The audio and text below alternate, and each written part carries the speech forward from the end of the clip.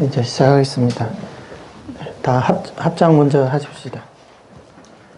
세 번 나무아미타불 따라 부르겠습니다. 나무아미타불, 나무아미타불, 나무아미타불. 네, 반갑습니다. 나무아미타불.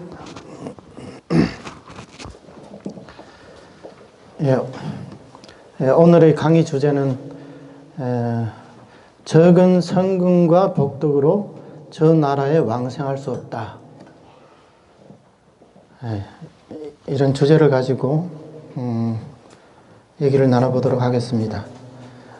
이 말씀은 다들 아시겠지만 아미타경에 나오는 말씀입니다.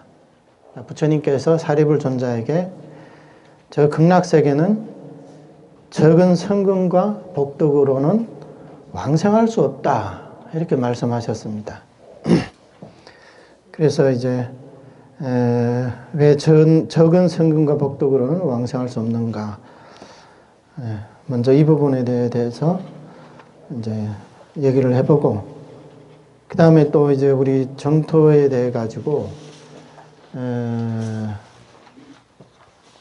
우리 불교를 대부분 불교는 신법이다, 만법이다, 이렇게 많이들 얘기를 하십니다. 그래서 정토왕생을 구하는 것은 마음 밖에서 법을 구하는 것인가.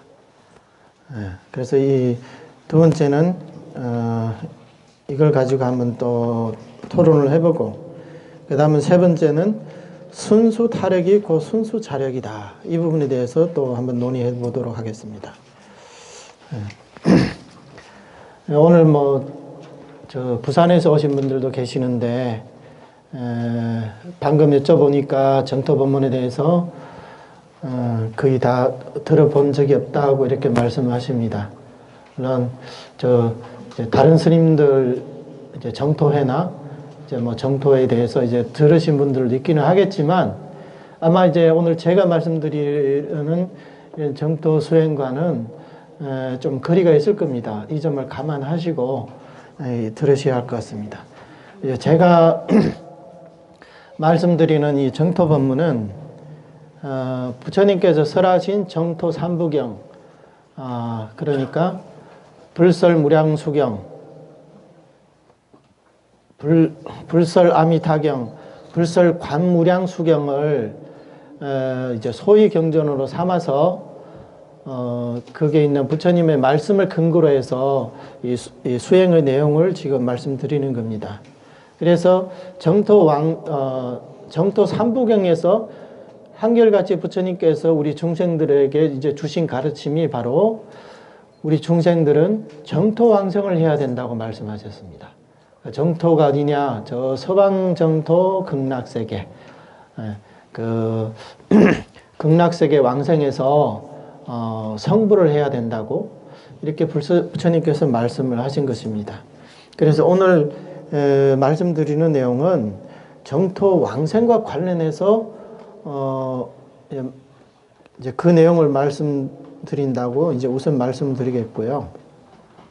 그래서 오늘 이 강의 자료를 보면서 항상 이건 정토 왕생에 대해서 지금 얘기를 하고 있구나, 이렇게 먼저 그렇게 생각을 하셔야 됩니다.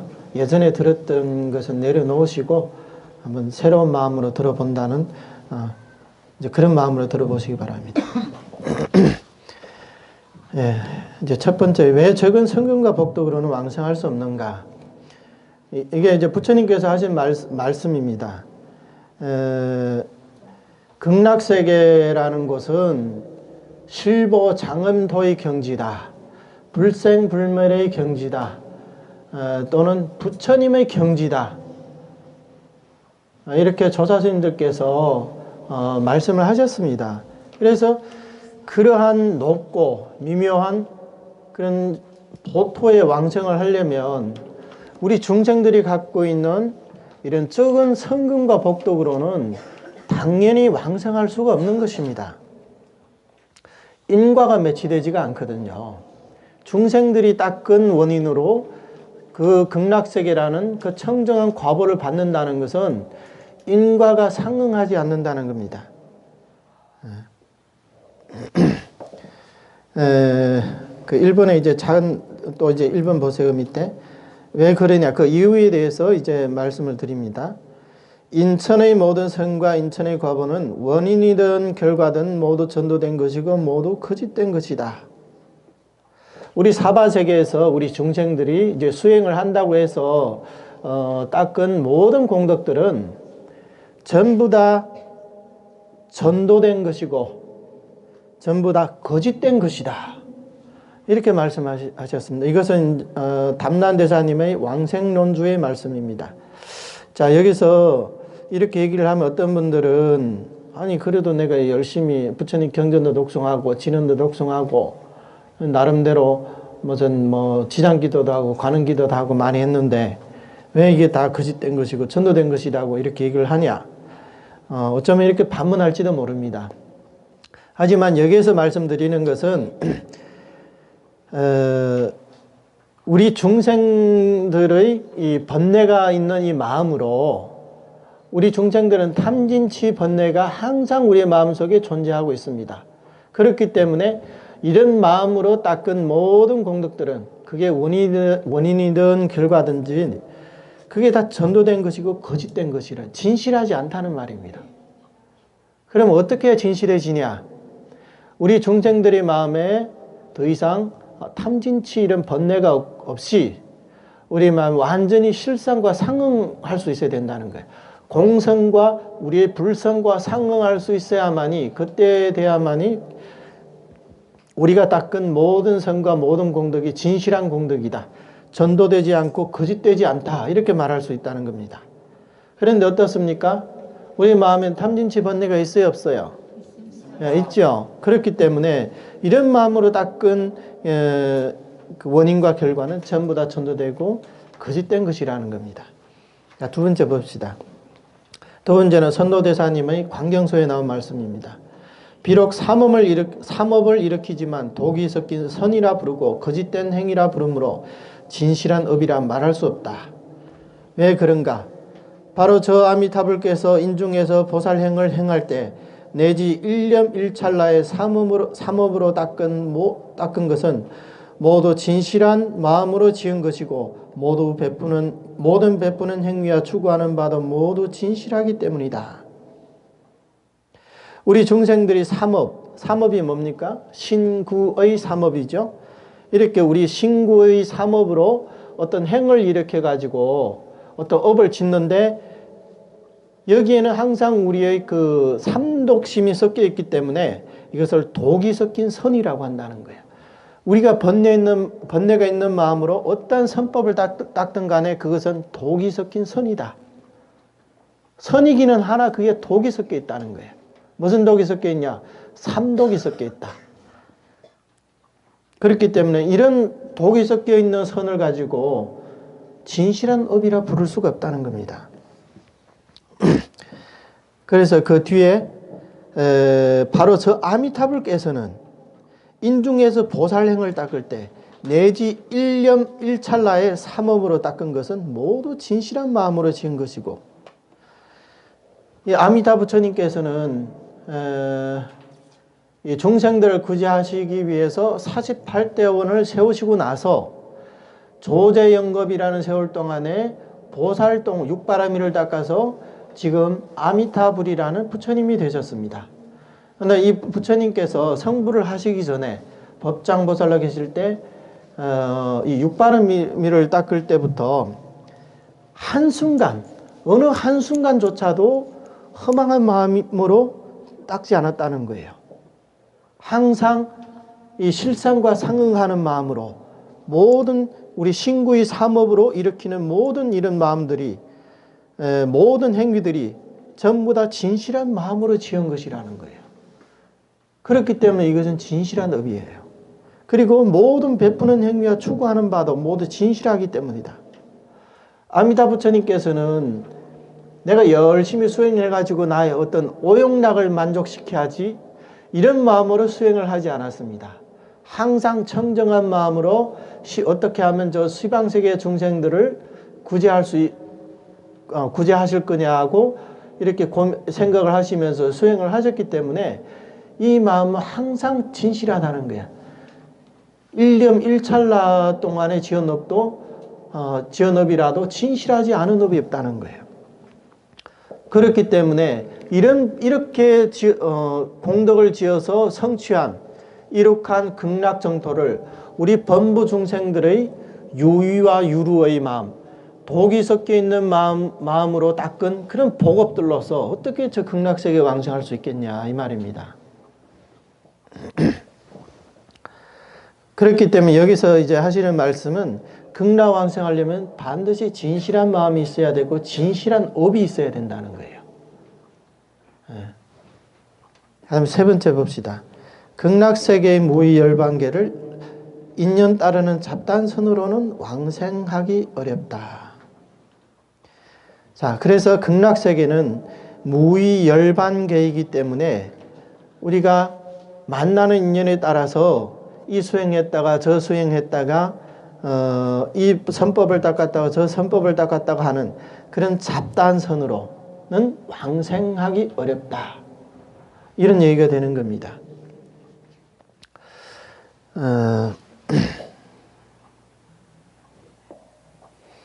그 다음에 이제 네 번째를 봅시다. 보리 정도를 성근이라 이름하니 곧 친인이고, 이것을 이제 친인연, 가장 이게 직접적인 원인이라는 거예요. 온갖 조도인 이 조도법, 조업을 얘기하는 거거든요. 보시, 지계, 선정 등의 육바라미를 복덕이라 이름하니 등을 복덕이라 이름하니 곧 조연이다. 이것은 이제 간접적인 인연을 말합니다. 근데 성문과 영각의 보리 성근은 적고 인천의 유루복업의 복덕은 적으므로 모두 정토에 태어날 수 없다. 오직 믿음과 발언으로서 명호를 집지해야만 낱낱의 연불소리마다 전부 많은 성근과 복덕을 갖추게 된다. 자, 여기서 봅시다. 성근을 보리 정도를 성근이라고 이름한다 그랬어요. 이것이 이제 직접적인 원인이고, 그 다음에 육바라미를 닦는 것을 복덕이라고 이름하니 이것을 조연이다. 간접적인 원인이다. 그래서 이것이 바로 성근과 복덕을 얘기하는 거거든요. 근데 성문과 영각의 보리의 성근은 적다. 성문과 영각은 어떤 분들입니까? 부처님 시대에 다 깨달음을 얻으신 분들이에요. 아랑과를 증득한 하신 분들, 그리고 이제 뭐 독성이라든가 이런 분들, 독성, 연각 이렇게도 표현하거든. 벽지불 이렇게 표현하는데, 우리가 봤을 때는 이미 3개의 번뇌를 끊고 저 열반의 경지에 계시는 이런 성인들인데, 여기서는 이런 분들도 성근이 적다고 그랬어요. 성근이 적다. 왜냐? 성문과 영각 이런 이승들의 성근은 대성의 성근이 아니기 때문에 모든 중생들을 반연으로 해서 모든 중생을 모조리 구제하겠다는 이런 크신 서원이 없기 때문에 그런 분들은 성근은 적은 성근이라는 거예요. 왜냐하면 아란들 이런 성문 영각들은 살아 생전에는 이제 본인의 깨달음을 통해 가지고 중생 구제할 수 있을지 몰라도 일단은 열반에 들어버리면 더 이상 중생 구제하러 오지를 않습니다. 이미 이제 열반 속에 안주해 버렸기 때문에 더 이상 중생과 인연은 없다는 거예요. 근데 보살은 어떻습니까? 본인이 열반을 증득할 수 있음에도 불구하고 증득하지 않고 세제생생 이 사바세계를 오가면서 우리 고해에 빠져 있는 이 중생들을 구제하신다는 거예요. 본인이 엄청난 고통을 받아도 그것을 다 감내하고 중생 구제를 위해서는 세세생생 중생을 버리지 않고 이 땅에 오셔서 중생을 구제하려는 이런 크신 마음을 내셨기 때문에 보살의 이런 성근은 성문 영각의 성근으로서는 비교가 안 된다는 거예요. 그래서 적은 성근이다. 하물며 극락정토는 무의열반계이고 부처님의 경지라고 했는데 이런 작은 성근으로 어떻게 극락왕생할 수 있겠냐 이 말씀입니다. 그 다음에 이제 복덕을 보면 인천의 유루보급의 복덕은 적음으로 정토에 태어날 수 없다. 앞서 말씀드렸지만 우리 중생들이 이 세상에서 우리가 이 불성을 깨닫지 못한 이상 모든 수행이 이제 삼륜이 청정해지지 못하는 이상 우리가 닦은 모든 업들은 다 전도된 업이고 거짓된 업이라고 했습니다. 물론 이게 우리가 복이 없다는 얘기가 아닙니다. 우리가 뭐 보시를 하고 경전을 독송하고 뭐 봉사 활동도 하고 여러 가지 선법들이 있지 않습니까? 이런 행위들에는 복이 있습니다. 분명히 복은 있습니다. 하지만 이런 복은 진실한 복이 아니라는 거예요. 왜 그러냐? 사바세계에서 우리가 복을 많이 지을수록 업 또한 많아진다는 사실을 아셔야 됩니다. 이 업에는 악업만 있는 게 아니라 선업도 업입니다. 하나의 업이거든요. 그래서 선업이든 악업이든 간에 전부 다 우리 중생들을 육도 윤회에 얽어매고 있다는 거예요. 그래서 우리가 이 윤회로부터 벗어나게 할 수가 없다는 거예요. 그래서 선도대사님 그 광경서의 말씀에 이런 말씀이 있는데 모든 부처님이 이 세상에 출현하셔가지고 출현하신 의도는 우리 중생들이 복을 닦아가지고 이 삼계 내에서 그 복락을 누리게 하려는 것이 아니라고 했습니다. 왜냐하면 삼계의 복락은 마치 저 번갯불과 같아서 잠시 잠깐이라는 거예요. 우리가 100년 산다 하더라도 저 천상의 사람들이 봤을 때는 본인들은 하루에 불과한 거예요. 본인들 하루 살았는데 인간들은 벌써 태어나서 벌써 죽었어요. 그러니까 이 우주의 기나긴 이 우주의 세월에서 보면 인간의 수명이라는 것은 단지 1찰나에 불과하다는 거예요. 하루살이가 우리가 하루살이를 봐요. 하루밖에 못 사는 게 그러잖아요. 근데 천인이 인간들을 봤을 때 똑같단 말이에요. 더 높은 하늘에서 봤을 때는 하루도 아니에요. 그냥 반나절도 못 살아요. 그냥 태어났다가 바로 죽는 것 같다는 거예요. 그러니까 우리 수명은 이렇게 짧다는 거거든요. 그래서 부처님께서 이 땅에 오신 이유는 우리 중생들이 이 땅에서 이 잠시 잠깐의 어떤 복락을 누리라고 그 방법을 설하기 위해서 오신 게 아니라 이런 복락이 거짓이고 전도된 것이기 때문에 우리 중생들이 하루빨리 이 윤회에서 벗어나서 저 안락의 국토, 저 성불의 경지에 오르도록 하기 위해서 이 땅에 오신 거란 말이에요. 그래서 모든 부처님들께서는 이런 중생들에게 저 극락세계 왕생하라고 이렇게 권장을 하신다는 겁니다. 그래서 이게 바로 부처님의 본이라는 거예요. 부처님께서 이 땅에 오셔가지고 중생들이 근기에 수순해가지고 사바세계에서 어떤 선업을 닦고 뭘 닦으라고 이렇게 얘기를 하지만 그것이 부처님의 궁극적인 마음은 아니라는 거예요. 부처님의 마음은 중생들이 우리가 이 사바세계에서 선업을 닦는 것도 좋겠지만 그 선업에만 안주하지 말고 이 윤회에서 벗어나서 성불하라는 거예요. 이게 부처님의 본이라는 거예요. 근데 성불의 지름길이 뭐냐? 바로 극락왕생하는 거거든요.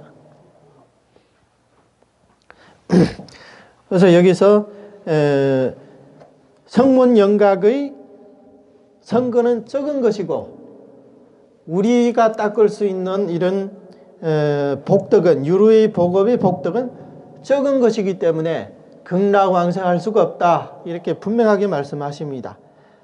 그 다음에 그 밑에 봐요. 그럼 어떻게 왕생할 수 있냐? 오직 믿음과 발언으로서 명호를 짓지해야만 낱낱의 연불소리마다 전부 많은 성근과 복덕을 갖추게 된다. 쉽게 말해서 우리는 나무아미탑을 명호를 불러야만이 저 극락세계 왕생할 수 있다. 이 얘기입니다. 왜 나무아미탑을 부르면 왕생할 수 있냐? 이 나무아미탑을 명호에는 이번에서도 말씀하셨지만 아미타 부처님께서 보살행을 행할 때 일념 일찰나의 삼업으로 닦은 것이 모두 진실한 마음으로 지은 것이고 베푸는 행위와 추구하는 바도 모두 진실하기 때문이라 그랬죠. 그래서 부처님께서 성취하신 성불의 공덕에는 최고의 최상의 성금과 복덕이 그 속에 들어있다는 거예요. 부처님의 성금과 복덕보다 더 높은 성금과 복덕이 어디 있겠습니까? 그래서 부처님의 성금과 복덕이 다 들어있는 이 육자명호를 우리가 칭념을 한다면, 우리가 남아미타불을 부른다면 그 자체가 바로 많은 성금과 많은 복덕이라는 거예요. 그래서 이 부처님의 명호를 불러서 왕생하는 것 외에는 모두 적은 성금과 적은 복덕이기 때문에 결코 극락왕생할 수 없다, 이런 얘기가 되는 겁니다.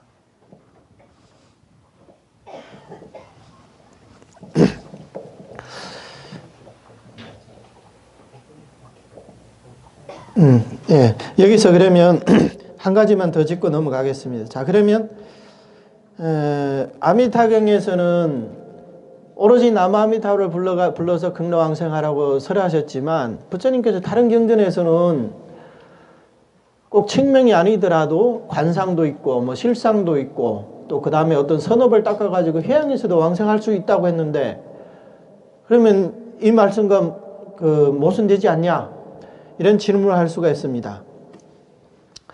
그 답은 만약에 명호의 공덕을 빌리지 않는다면 분명히 말씀드린 왕생할 수 없습니다.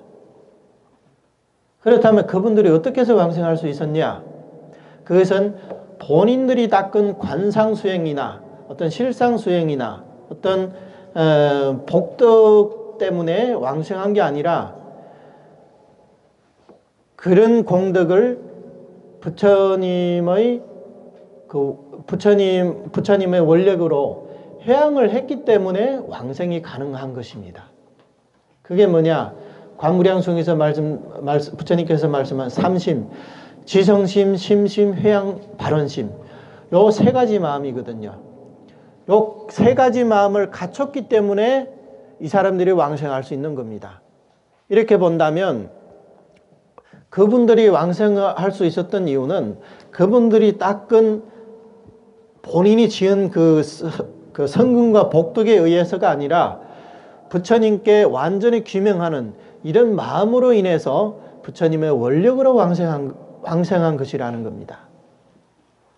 이 부분을 우리들은 이제 분명하게 잘 생각해 봐야 됩니다.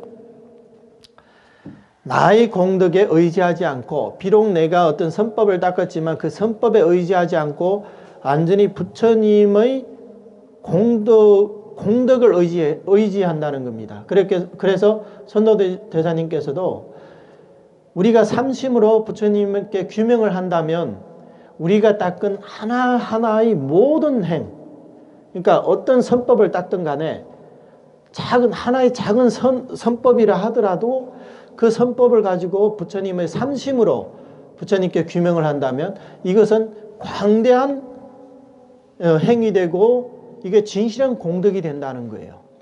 이 공덕은 나의 힘으로 인해서 생긴 게 아니라 부처님께 귀명하는 마음에서 생겨났다는 거예요. 그래서 이 마음은, 이 공덕은 부처님께서 중생에게 회양을 해주신 것이 절대 우리 스스로 어떤 공덕이 있어가지고 왕생한 게 아니라는 거예요. 그래서 이 부분은 좀 이제 사람들이 처음에는 헷갈릴 수도 있는데, 왕생할 수 있는 이유에 대해서는 경전에도 분명히 이렇게 나왔지만 적은 성금과 복덕으로는 왕생할 수 없다고 했습니다.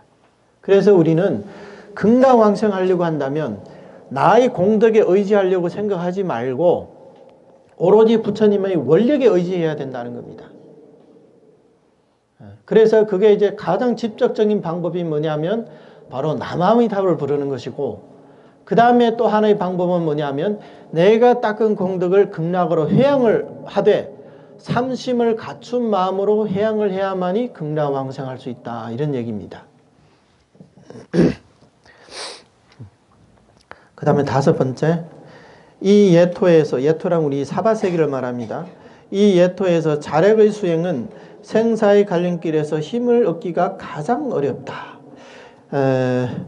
이게 생사의 갈림길이라는 것은 우리가 사바세계에서, 이 3개의 윤회에서 벗어나는 그 관문이 가장 어렵다는 거예요.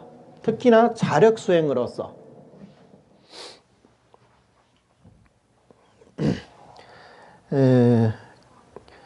여기 이제 두 가지 경고가 있는데, 수행의 방법과 이치를 모른 채 형식적으로만 닦기만 하는 완수. 그러니까 이것은 뭐냐면 이제 맹목적인 수행을 말합니다. 어떤 사람은 교리도 제대로 모르고 수행 방법도 제대로 이제 모르면서 남이 하는 것대로 이제 흉내내서 이제 수행하는 분들이 있거든요. 그러니까 가령 우리가 참선을 한다면 참선에 대한 이제 이치라든가 그 화두를 드는 방법에 대해서 정확하게 알고 수행을 해야 되는데, 그런 것들도 모른 채 그냥 무작정 남들이 앉아있으니까 그럼 나도 앉아있으면 되겠지? 그래가지고 이제 선방에 앉아가지고 하루 종일 앉아가지고 망상만 이제 피우고 있거든요. 이런 것들은 이제 맹목적인 수행이라고 할 수가 있는 겁니다. 그 다음에 또 하나는 이치만 알고 실천하지 않는 광해. 그러니까 이 사람은 지혜는 뛰어난 것 같은데 행을 보니까 전혀 행이 없어요. 그러니까 본인이 아는 거에 맞게 이렇게 수행을 해야 되는데 수행은 없이 그냥 말로만 떠든다는 거예요. 이런 사람들이 임종에 이르러 아무런 공부가 없음을 부끄러워하면 물론이고, 이렇게 바꾸시면 좋을 것 같습니다. 부끄러워하면 물론이고,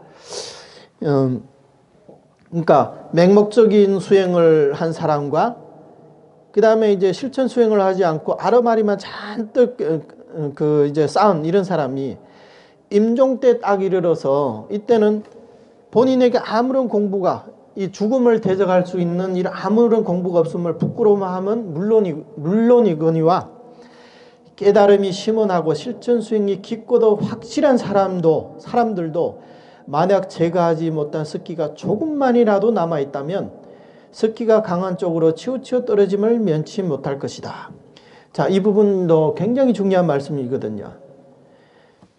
우리가 윤회에서 벗어나고자 할 때 만약에 우리가 자력 수행을 한다면, 부처님의 원력에 의지하지 않고 우리 스스로 수행을 통해 가지고 번뇌를 끊고 윤회에서 벗어나고자 한다면, 이런 사람들이 깨달음이 심원하고 실천 수행도 깊고도 확실한 사람이라도, 깨달음이 심원하다는 것은 어떤 사람들입니까? 소위 우리가 선종에서 저분은 확철대오했다, 이런 선지식들을 얘기하는 거예요. 이런 뛰어나신 분들을 얘기하는 거예요. 그리고 실천 수행이 깊다, 이런 사람들, 실천 수행이 깊다는 어떤 사람들입니까? 예를 들어 가지고 임종할 때 좌탈임망을 한다. 그러면 우리는 저분은 살아있는 부처님이다, 저분은 성인이다, 엄청나게 이제 추앙을 하겠죠. 일반인들은 앉아가지고 여여하게 입적할 수 없잖아요. 그렇죠? 근데 만약에 이제 어떤 스님이나 어떤 이제 우리 제가불자님이 임종할 때 개성한수를 딱 읊으면서 그 자리에 앉은 채로 딱 입적해봐요. 저분은 대단하다, 그럴 거 아니에요. 그런데 여기서 만일 제거하지 못한 습기가 조금만이라도 남아있다면 습기가 강한 쪽을 따라 치우쳐 떨어짐을 면치 못할 것이다. 윤회를 피할 수가 없다는 거예요. 내가 주장자를 들고 법상 위에서 개성한수를 딱 읊으면서 입적을 하셨던 간에 깨달음이 엄청 깊어가지고 누가 하나 이제 말도 못 붙일 정도로 그렇게 고준한 말씀을 그렇게 하신다 하더라도, 실제로 이 사람 마음에 번뇌가 티클만큼이라도 남아있다면 이 사람은 윤회에서 벗어날 수가 없다는 거예요. 그래서 이 삼계 윤회를 벗어나는 이 관문이야말로 가장 중요한 관문이라는 겁니다. 그래서 밑에 보세요. 영명조사께서 영명연수대사님을 말씀하시는 겁니다. 이분도 이제 선종 법안종의 제6대 조사스님이거든요. 또한 우리 정토종의 조사스님이기도 하고, 정토종의 6대 조사스님이고 선종의 세 번째 조사스님입니다. 이분이 법안종의 이제 사료관에 나온 말씀인데, 이게 이 사람은 자력 수행만 있고, 그러니까 참선만 하고 선만 있고 정토가 없는 사람을 얘기하는 겁니다. 10명 가운데 9명은 길에서 지체하게 되며 중금신의 경계가 나타나면 깜짝할 사이에 그것을 따라가게 된다. 이게 무슨 얘기냐? 확철되어 하고 실천 수행이 아무리 깊은 사람이라 하더라도 10명 가운데 9명은 본인이 아직까지 제거하지 못한 번뇌와 습기가 남아있기 때문에, 대부분 사람들이 남아있기 때문에 중음신 경지가, 우리가 목숨을 딱 끊겼을 때 이제 중음신 경계가 되거든요. 그때가 되면 내 뜻대로 될 수가 없다는 거예요. 내 뜻대로 할 수가 없다는 거예요. 그때가 되면 순식간에 나의 업력에 의해 가지고 한번 휩쓸려 가버리면 바로 다음 생에 이제 입퇴를 하게 되는 거예요. 여기서는 내가 내 마음대로 어떻게 할 수가 없다는 거예요. 그러니 이것은 진실로 소름이 끼칠 일이다. 소름이 끼칠 일이다. 살아서는 아무리 큰 소리 치고 수행력이 대단한 것 같이 보일지 몰라도 임종할 때가 되면 그 사람의 평생의 공부가 여실하게 드러날 수밖에 없어요. 살아생전에는 사람들의 눈을 속일 수 있지만 죽음 앞에서는 만인이 평등하다고. 번뇌를 끄는 사람은 윤회를 벗어날 것이고 못 끄는 사람은 업력에 따라서 누구나 예외 없이 끌려간다는 거예요. 그러니까 우리가 이 세상에서 우리가 자력수행을, 만약에 우리가 자력수행을 한다면 본인 스스로 금생에 우리 3계 이런 번뇌들을 하나도 남김없이 끊지 못한다면 다음 생의 윤회는 면할 수가 없다는 거예요. 그래서 이제 초과가 이제 그 소성불교에서 말하는 수다원과를 얘기하는 겁니다. 수다원과는 3계 내의 견옥을 끊으신 이런 분들인데, 모태에서 나올 때 어둡고 보살은 격음에 어두운데, 이 두 말은 무슨 얘기냐면 금생에 아무리 깨달음이 깊다 하더라도 윤회에서 벗어나지 못해서 다음 생에 다시 사람 몸을 받아 태어나기만 하면 전생의 깨달음을 다 잊어버린다는 거예요. 여러분 전생 기억나십니까? 안 나죠?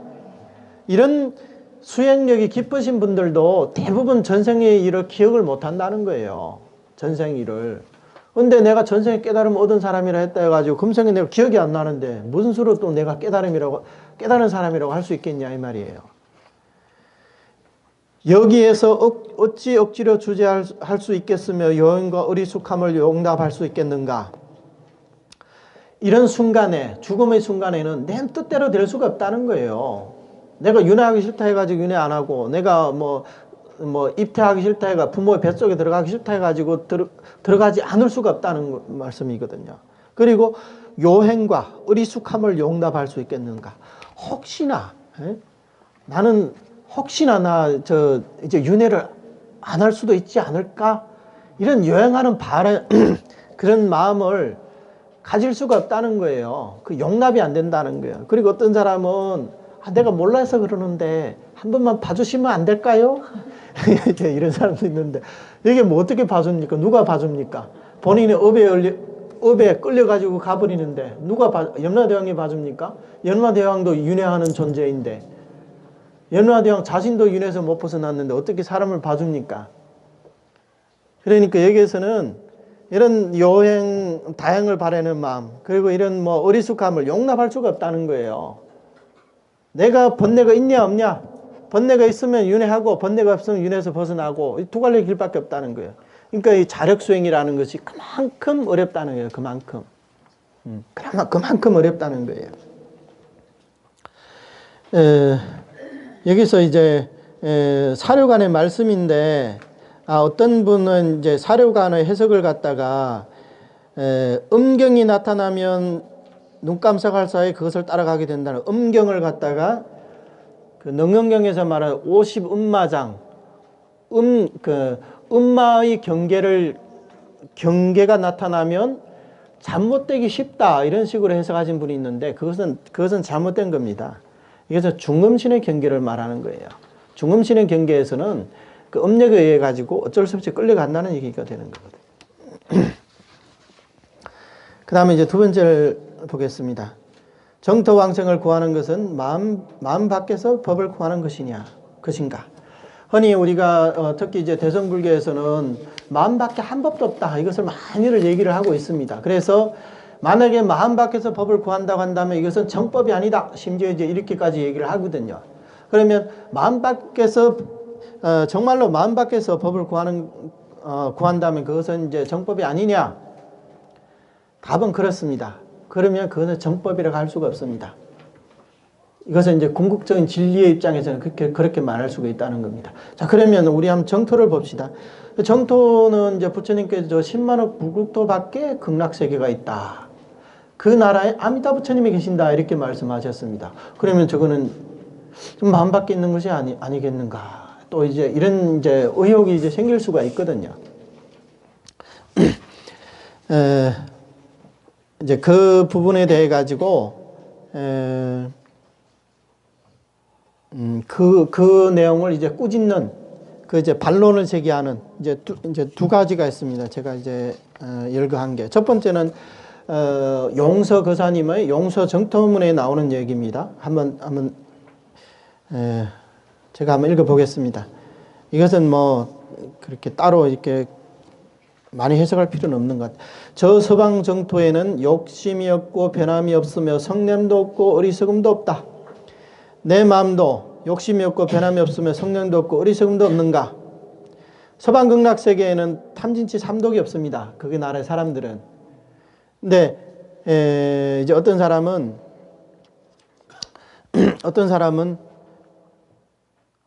서방 정토 극락세계 하니까 극락이라는 것은 내 마음에 있는 거지 어디에 마음 밖에 있냐.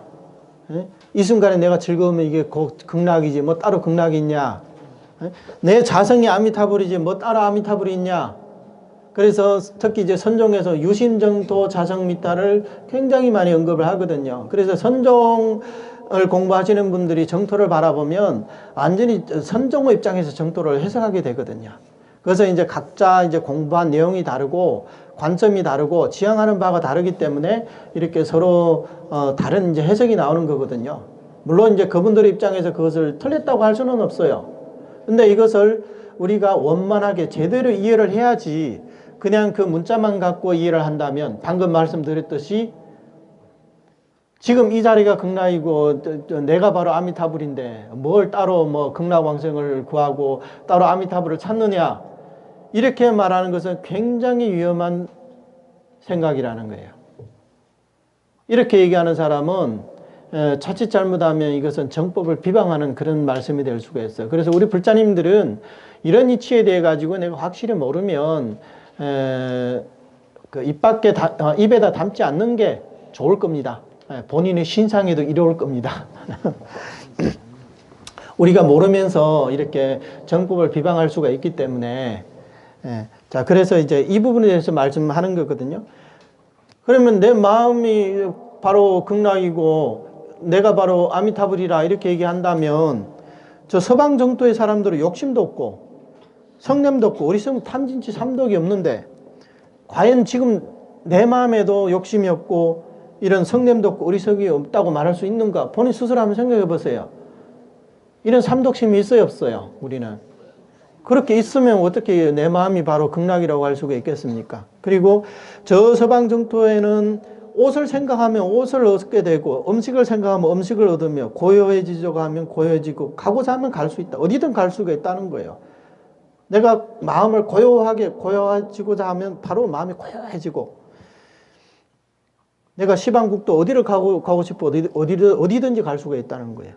그런데 지금 우리는 보세요. 내가 옷을 생각하여 옷이 없으면 추위가 그 마음을 괴롭힐 것이고 그렇잖아요.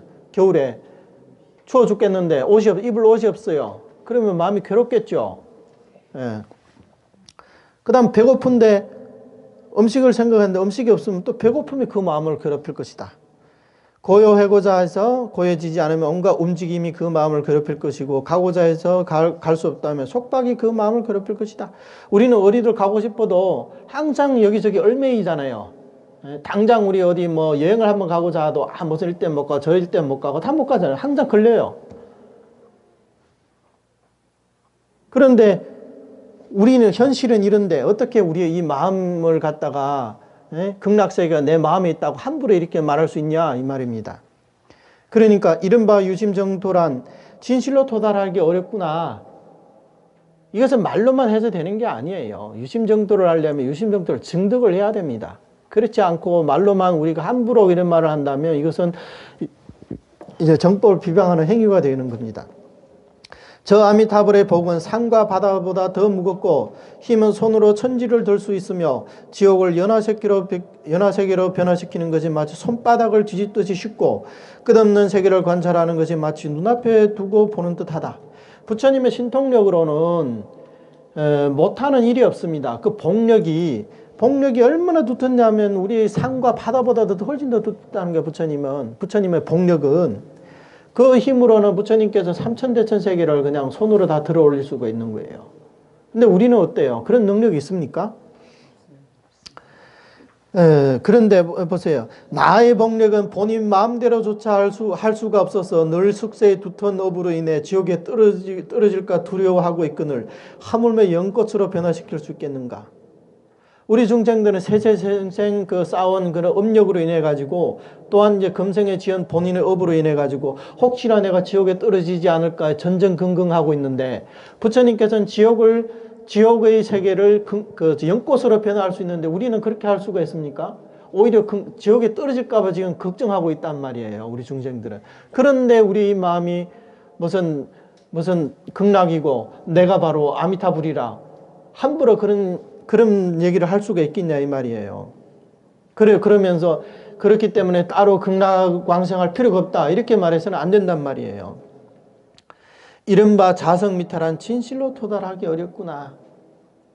내가 아미타라고 하지만 내 자성이 아미타라고 하지만 아미타불은 이런 신통력이 있고 복력이 있는데 우리는 뭐 어때요? 저 지옥에 떨어질까 봐 걱정하고 있잖아요.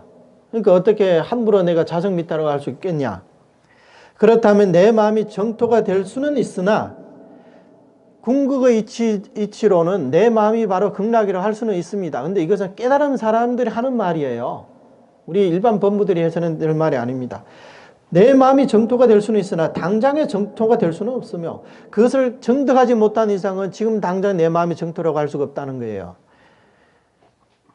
내 성품이 아미타불이 될 수는 있으나 당장의 아미타불이 될 수는 없다.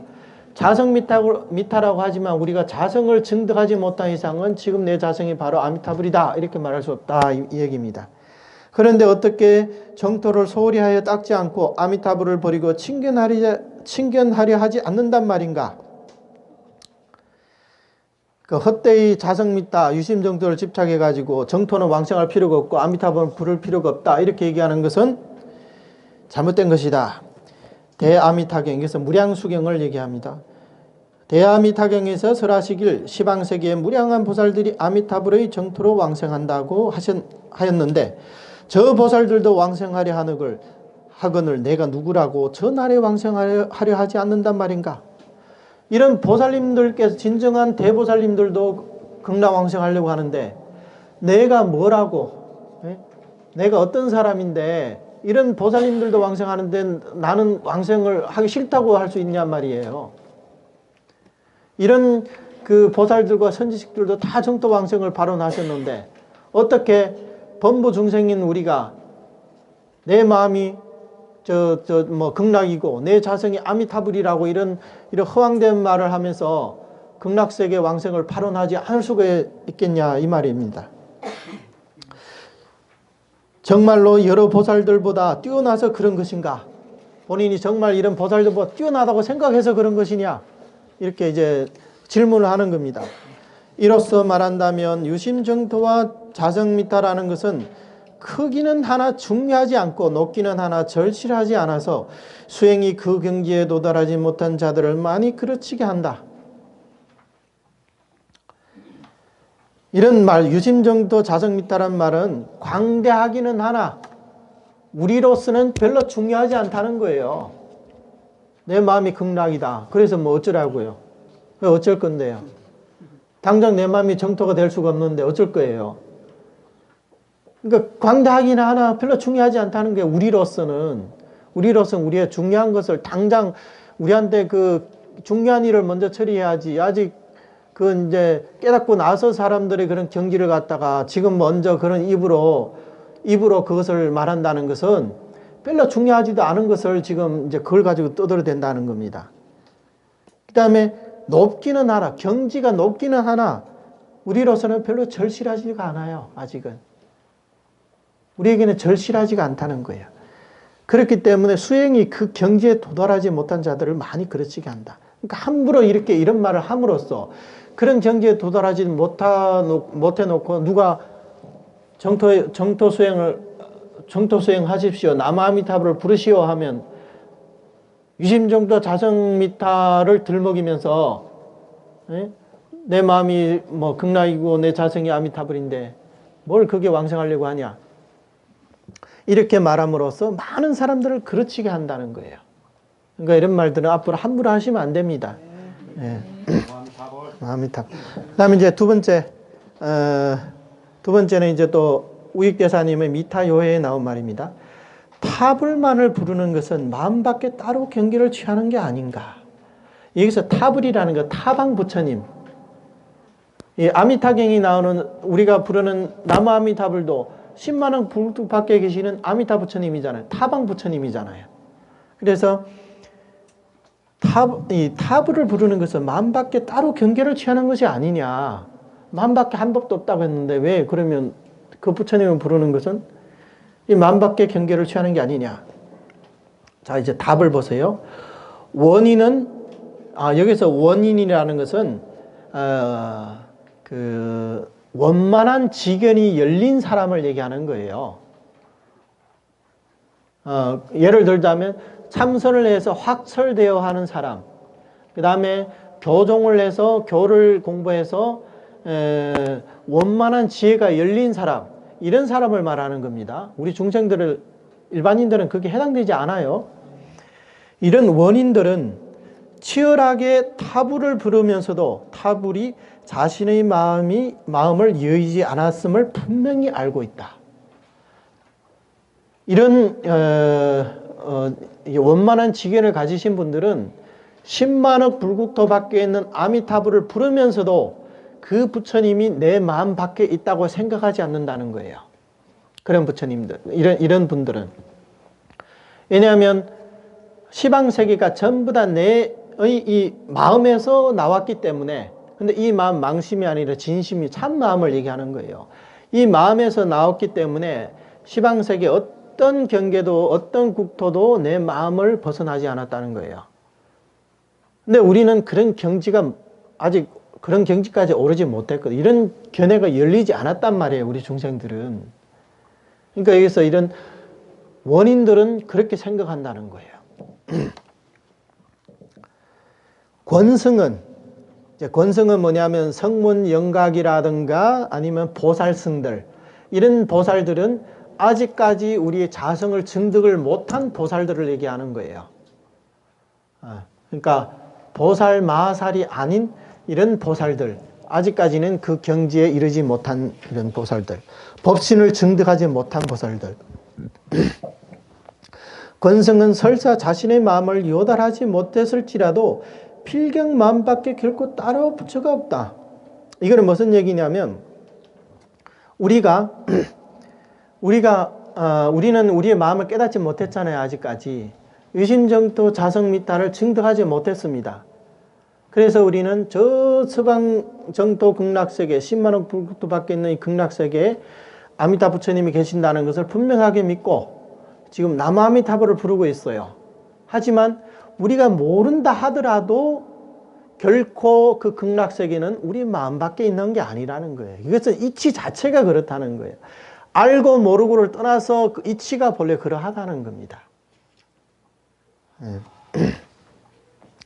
따라서 이 연불삼매는 미혹한 자든 깨달은 자든 모두 다 같이 따를 수 있다. 여기서 말하는 연불삼매라는 것은 꼭 우리가 어떤 삼매의 경지에 들어서 하는 연불이 아니라 누구나 입으로 남아미타불만 부르면 이것을 연불삼매라고 이렇게 얘기를 하는 겁니다. 미혹한 자가 따르면 따로 방편을 빌리지 않고도 저절로 마음이 열리게 되고, 우리처럼 깨닫지 못한 사람들도 오로지 남아미타불만 부르다 하면 우리의 마음이 저절로 열리게 된다는 거예요. 깨달음을 얻게 된다는 거예요.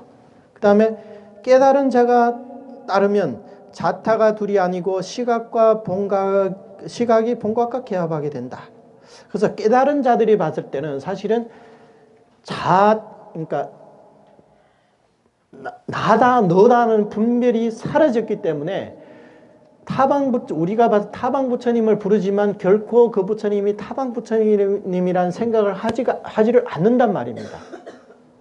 이것이 이제 원만한 경지에 도달하신 분들은 이렇게 생각을 한다는 거예요. 그러니까 미혹한 자든 깨달은 자든 똑같이 이렇게 남아미타불을 부르는 게 부를 수가 있다는 겁니다. 그래서 이 남아미타불을 부르는 것을 삼매 중의 왕이라고 부르니 이게 삼매 가운데서 왕이라는 거예요. 남아미타불을 부르는 게 삼매 중의 왕이랍니다. 지극히 당연하지 않겠는가? 이 얼마나 당연한 것인가? 이런 얘기입니다.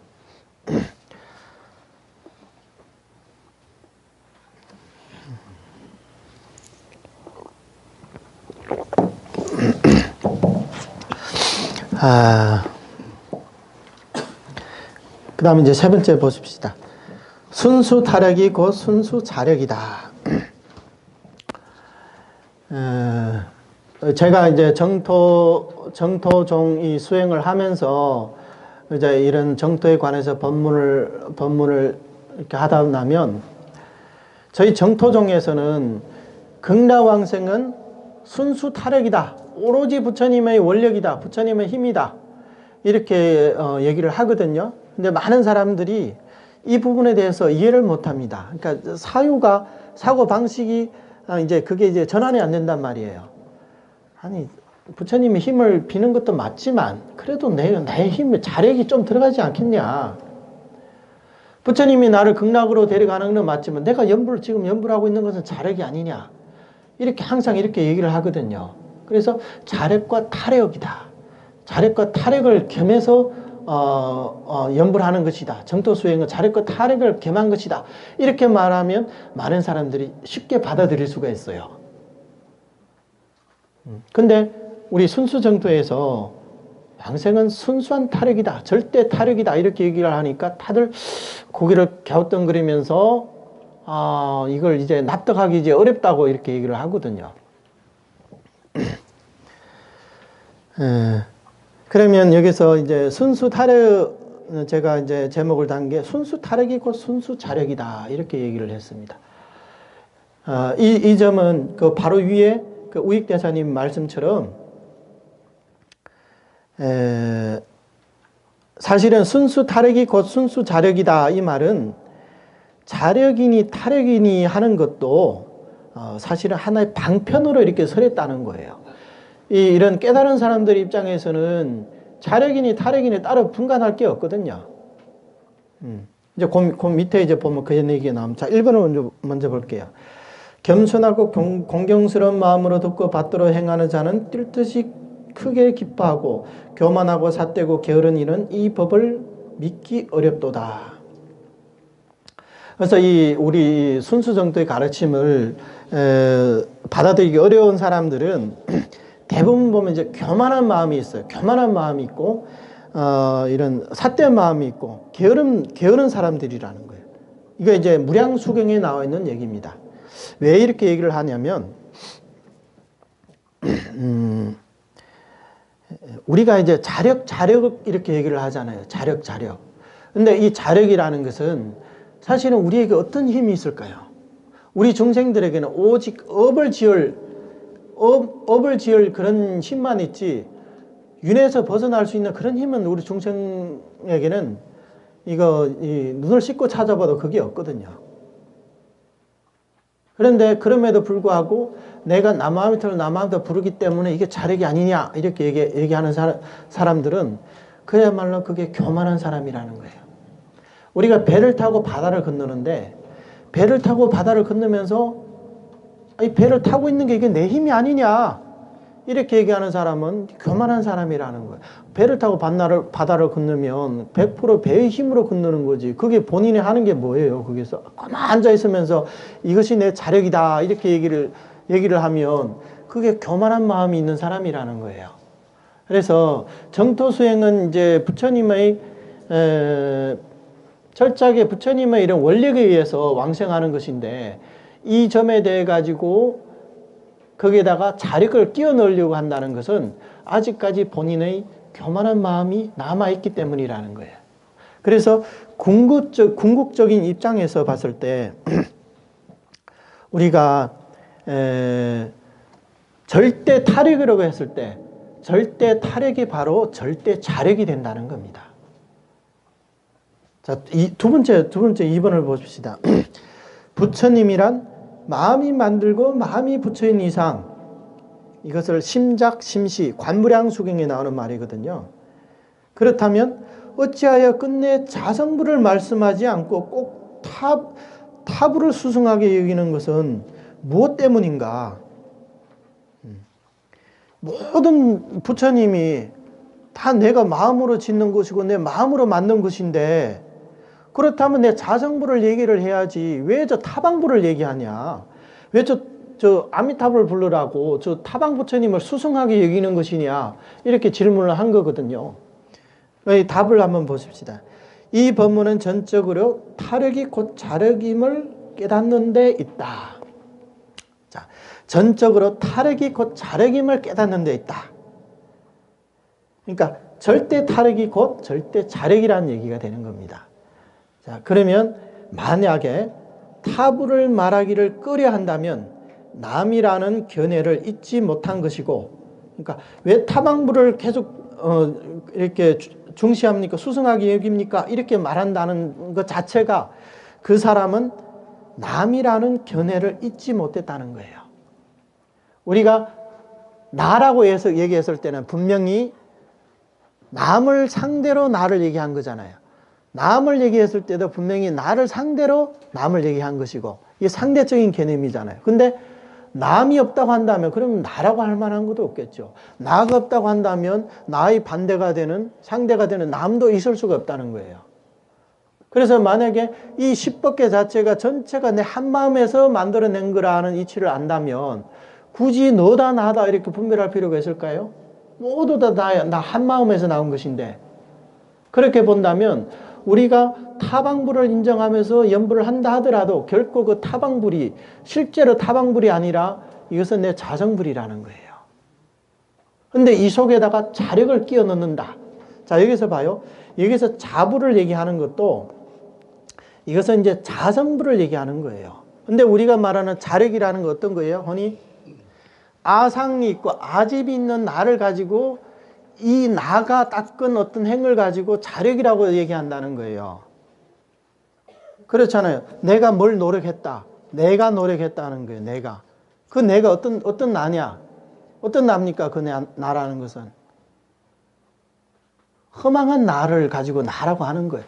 본래 나가 없는데 우리는 허망하게 내가 있다고 고집하면서 이 내가 어떤 노력을 해가지고 어떤 성과를 이뤄냈다 이렇게 얘기를 하거든요. 그러면서 이것이 내 자력이다 이렇게 얘기를 한단 말이에요.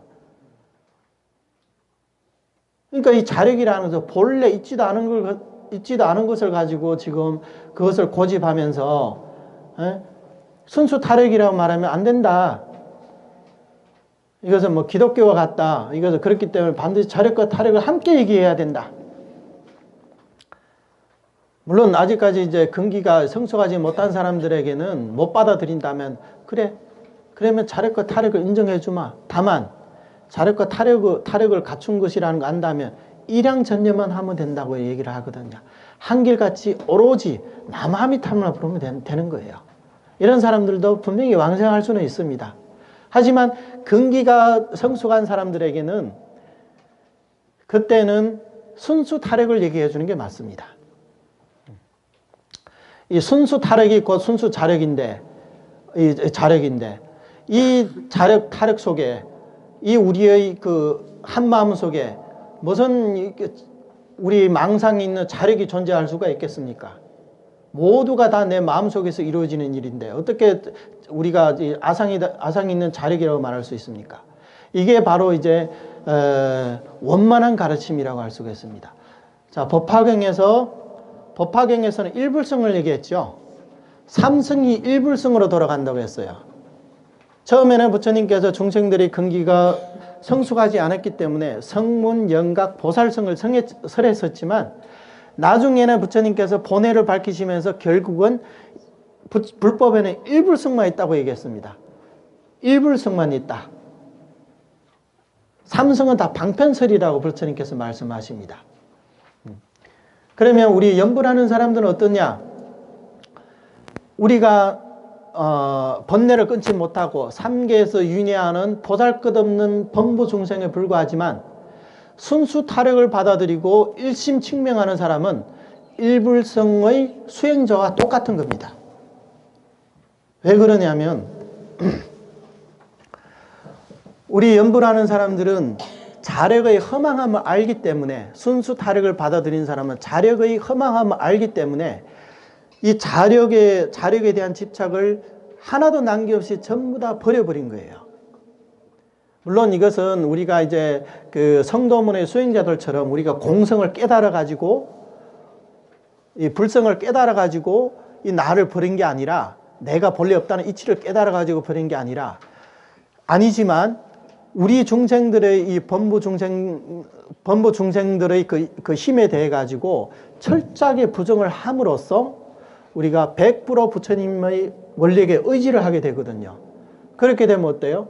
부처님의 원력 자체가 이게 일불성이거든요. 부처님의 성근과 복덕은 일불성입니까? 아닙니까? 당연히 일불성이 돼야죠. 부처님의 공덕인데 부처님의 공덕조차 일불성이 아니라면 누가 일불성이 되겠습니까? 근데 우리는 이치적으로는 그런 심오한 이치를 깨닫지 못했지만 지금 우리의 이 허망한 자력을 간파해버리고 완전히 버려버리고 100% 부처님께 의지하는 마음, 성도모로 말하면 100% 우리의 내 자성불에 의지하는 이런 마음을 냈기 때문에 우리는 부처님의 공덕을 우리의 공덕으로 삼고 있다는 거예요. 그렇기 때문에 우리는 우리 스스로에게는 수행과 공덕이 없다고 하지만 우리가 우리 자신을 버리고 부처님께 완전히 규명을 했기 때문에 부처님의 행이 나의 행이 된 이상 우리의 수행은 일불성의 수행이라고 말할 수 있다는 겁니다. 이 얼마나 수승합니까? 좀 더 박수 한번 쳐주셔야죠.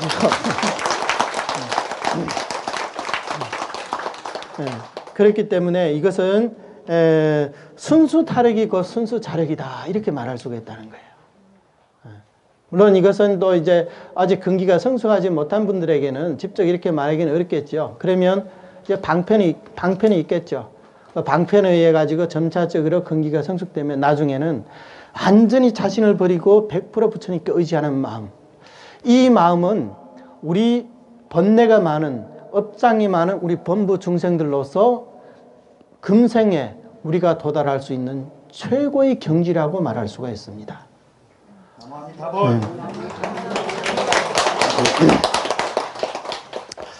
네, 오늘 시간 됐으니까 여기까지 말씀드리고, 혹시 질문 있으신 분들은 한번 질문을 해주시기 바랍니다. 없어요? 없으면 여기서 마치도록 하겠습니다. 자, 다 같이 합장하고 세 번 나무아미타불 부르겠습니다. 나무아미타불, 나무아미타불, 나무아미타불. 네, 감사합니다.